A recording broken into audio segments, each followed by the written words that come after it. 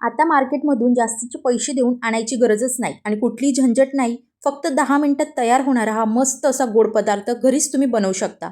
चला रेसिपीला सुरुवात करूया.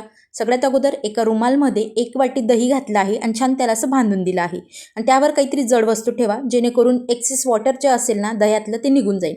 मी तर 4 घंटे हे मस्त असं ठेवलेलं होतं. तुम्ही ओव्हरनाईट देखील ठेवू शकता जेणेकरून दह्यातलं सगळं पाणी निघून जाईल आणि आपल्याला छान असा चक्का मिळेल. त्यानंतर मिक्सरच्या भांड्यामध्ये 1 वाटी साखर घालायची आहे आणि थोडेसे वेलदोडे घातलेले आहे मी. तुम्ही वेलदोडे ऐवजी इलायची पूड देखील घालू शकता. त्यानंतर जो आपला दह्याचा चक्का होता त्यामध्ये जे मिश्रण आपण आता मिक्सरच्या भांड्याला काढलं साखरेचं ते घालायचं आहे आणि छान असं मिक्स करून घ्यायचं आहे. तर असं केल्यानंतर त्यामध्ये आपल्याला थोडे ड्रायफ्रुट्स घालून अजून थोडं मिक्स करायचं आहे आणि किती क्रीमी असं हे श्रीखंड घरच्या घरी तयार होतं, ते पण अगदी कमी बजेटमध्ये आणि बघायला आणि खायला एवढं टेस्टी लागतं ना.